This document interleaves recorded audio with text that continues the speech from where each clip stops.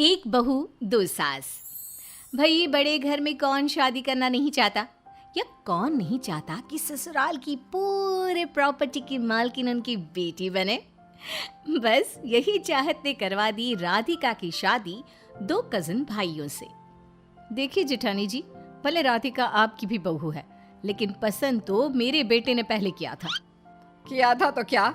अरे बड़ा तो मेरा बेटा है, उसे मेरे बेटे के साथ रहना होगा।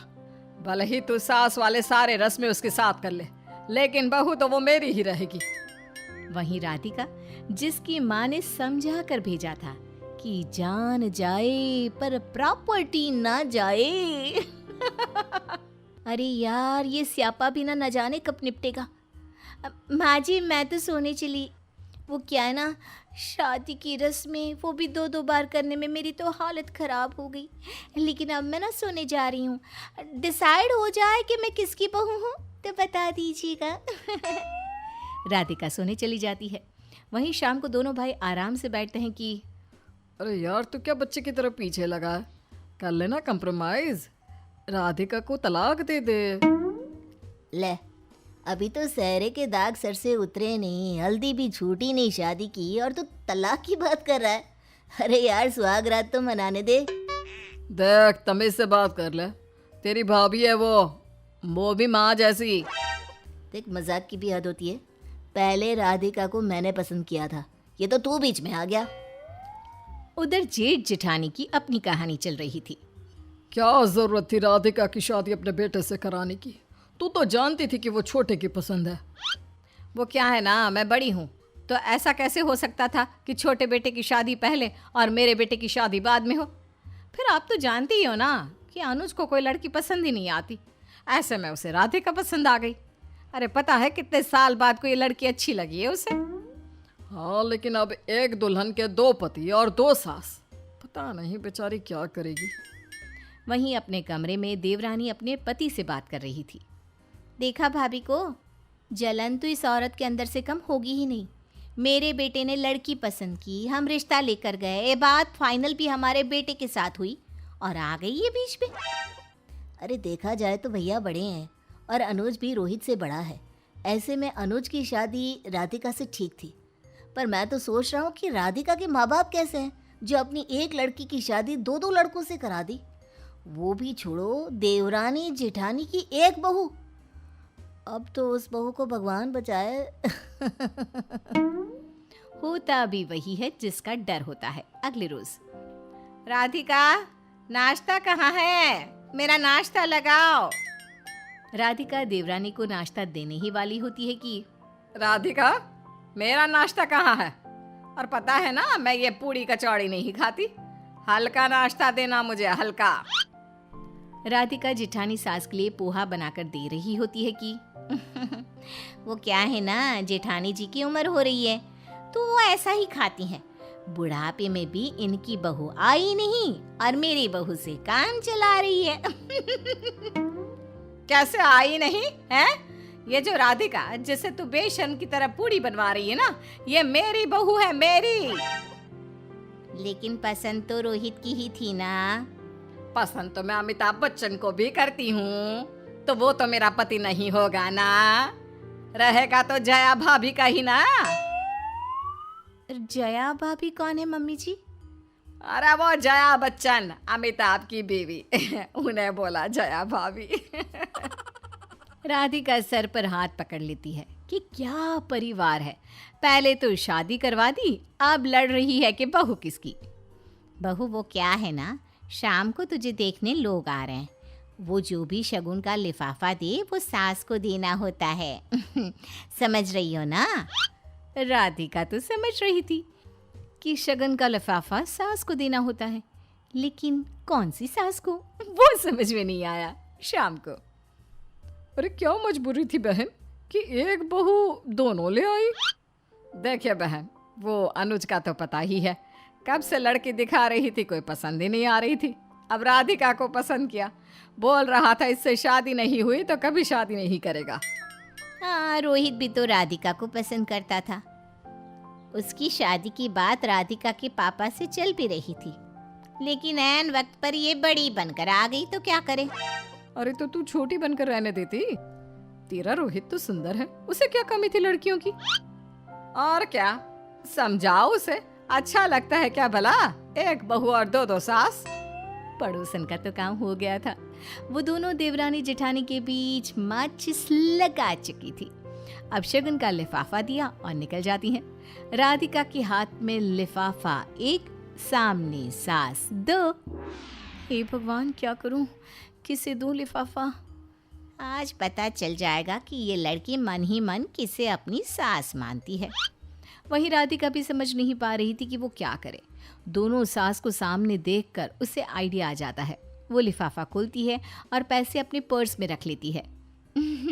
आप दोनों में से जिसे भी लिफाफा लेना है बता दो, यहाँ रख दिया है मैंने। वो क्या है ना, आप लोगों ने ही कहा था कि लिफाफा तो सास का होता है तो ले लीजिएगा लिफाफा। दोनों सास हैरान रह जाती हैं कि बहू तो उन लोगों से भी 4 हाथ आगे निकली। दीदी आप बड़ी है, आप ही रख लो लिफाफा। अरे बड़ी होने का इतना ही सम्मान रखना था तो बहू ही दे देती। अब लिफाफा तू ही रख ले। क्या है दीदी, बात बात पर आप तो रहने दीजिए, मैं ही रख लेती हूँ लिफाफा। कौन सा किसी का नाम लिखा है, आगे शगुन डालने के काम आएगा। देवरानी जिठानी की एक बहू, कभी बहू सासों से परेशान तो कभी सास बहू से। वहीं दूसरी और बहू के मायके में सोच रहा हूँ राधिका को ससुराल से ले आऊं कुछ दिनों के लिए। अरे जाओ ले आओ कुछ दिनों के लिए, बहुत कुछ सिखाना है उसे। क्या है ना, जिस लिए दो दो उन लोगों से उसकी शादी कराई है, कहीं वो सारा प्लान चौपट ना कर दे। वहीं राधिका भी मायके आने के लिए काफी परेशान थी। लेकिन सवाल फिर से वही कि भाई कौन सी सास से ले परमिशन। बड़ी सासू माँ, वो क्या है ना, घर की याद आ रही है तो मैं चली जाऊं। देखो मायके जाना है कि नहीं वो तो बाद की बात है, लेकिन पहले ये बताओ कि ये बड़ी सास क्या होता है, हैं? बड़ी छोटी कुछ नहीं, तेरी एक ही सास है और वो मैं हूँ, समझी? ठीक है चले जाना, जाकर माँ से मिलकर आ थोड़े दिन। बहू खुश होकर तैयारी शुरू करती है कि सामने आ जाता है जिठानी का बेटा अनुज। अरे अरे राधिका, कहाँ चली राधा रानी? जी वो मैं ना मायके जा रही हूँ, माँ की याद आ रही है। अरे मैं छोड़ने चलूँगा ना, शादी के बाद तुम पहली बार मायके जाओगी तो अकेले थोड़ी ना जाओगी, मैं भी चलूँगा छोड़ने। एक रात रुकूंगा और फिर कल वापस आ जाऊँगा। राधिका जो कि बिल्कुल नहीं चाहती थी कि कोई भी उसके ससुराल से मायके जाए, लेकिन अब अपने मुंह से कैसे ये बात कहे। हाँ क्यों नहीं ये तो बहुत अच्छा है, चलिए ठीक है कल चलते हैं फिर। राधिका अनुज के पास से सीधे पहुंच जाती है देवरानी सास के पास। छोटी सासू माँ, वो क्या है ना, बड़ी सासू माँ ने मुझे मायके जाने के लिए हाँ कर दिया है। अब शादी के बाद पहली बार मायके जा रही हूँ तो ये पूछना था कि अकेले जाऊँ या रोहित जी छोड़ कर आएंगे। हाय रे राधिका बहू, तुझसे यही उम्मीद थी। मैं जानती थी तुझे रोहित ही पसंद है अपने पति के रूप में। हाँ हाँ वही जाएगा, मैं उसे तैयारी करने के लिए बोल देती हूँ। राधिका अपनी आग लगा चुकी थी, लेकिन अब मायके जाना भी जरूरी था। तो मायके जाए तो कैसे, और वो भी अकेले।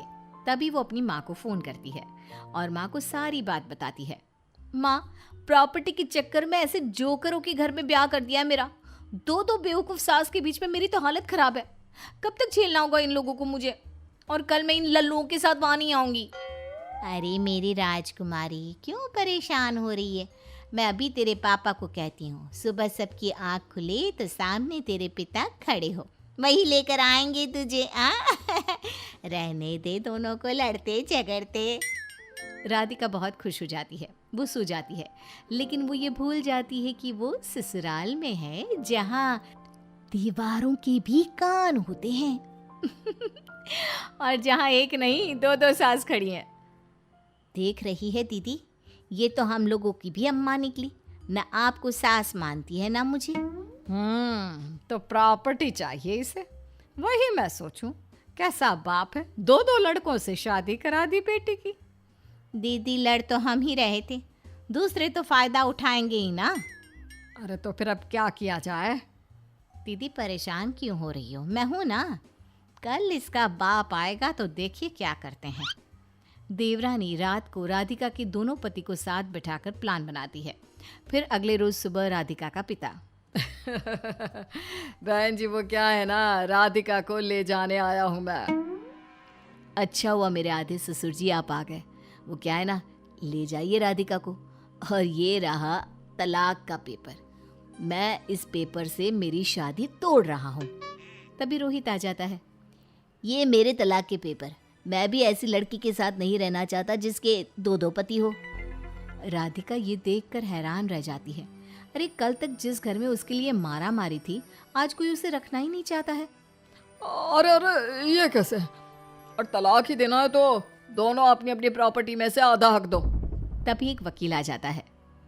जी कैसे हक की बात कर रहे हैं आप, ये शादी तो मान्य है ही नहीं।